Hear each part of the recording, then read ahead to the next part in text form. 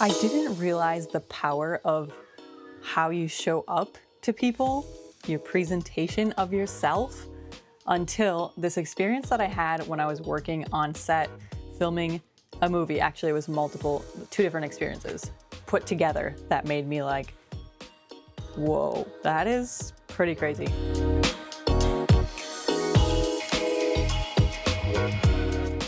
Hey, my name is Darz. Welcome here on this channel.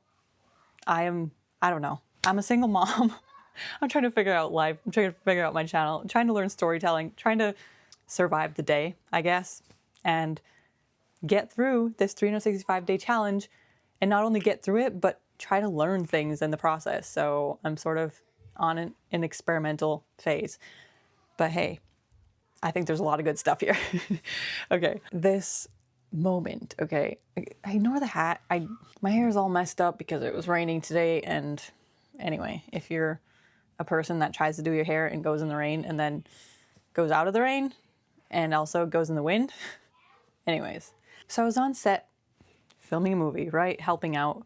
This was like during my film school program where I was trying to get on set as much as possible, just kind of help whatever I can, not doing anything for pay, just literally asking to be there and saying, what can I help with? Hauling lights around, hauling sandbags around, moving in the camera around. Learned a lot. Anyways, met a lot of people, had a lot of first impressions of people. Sometimes, and in fact, like most of the time, your first impression is there's something about the first impression every time. I don't know if it's everybody all the time, or if it's people who are used to meeting new people, or if it's people who are observant or who listen. I'm not really sure what it is exactly, but there's always something about the first impression of somebody that carries through the every day that you talk to them, every experience you have with that person. It's like, wow, I saw this from the very beginning, from the very first moment, from the very first minute. But there is a part of first impressions that can be very moldable, very changeable, I don't know what the word is. And that is how you present yourself, like how you wear your clothes and what you're wearing. And when you are an actor showing up on set for a specific role, that can totally mess with the way that you leave a first impression on other people. So I was on set, right, at this house, filming at somebody's house. And people come and go throughout the day because some actors need to be there like for the entire day for various scenes. Some people only need to come in for like one scene, so it's like 1 hour maybe. Some people only need like one shot, like various people coming and going. So at one point, somebody knocks on the door. And someone goes to open the door. And the door is opened, and there's this really big guy, like super tall, super wide, large, like just a big dude, at the door. But he's wearing this really nice, like, what's it called? Not a sombrero, a fedora. Like a fedora and really nice two-piece suit matching, really nice shiny black shoes. And I didn't know, like, I was like, who's this important dude? Like, is he I don't know, like, we had already had the director and all the like main people on set were there. So I was like, who is this dude? Is he maybe he's some big actor? Well, he was definitely an actor. He was there for his role, and he performed his role, and he was performing like a landlord role of like somebody who owned multiple properties, big money bags dude. And so he looked the role, right? He fit what he was supposed to be doing. I was like, wow, this guy must be like some big actor, whatever, because he just like seems so big and important. Like the way he carried himself, the way he dressed, the way he talked, like big, powerful voice. Fast forward, another movie set I was on, people coming and going again, meeting various people. And this dude shows up in like sweat shorts, some rugged old tennis shoes.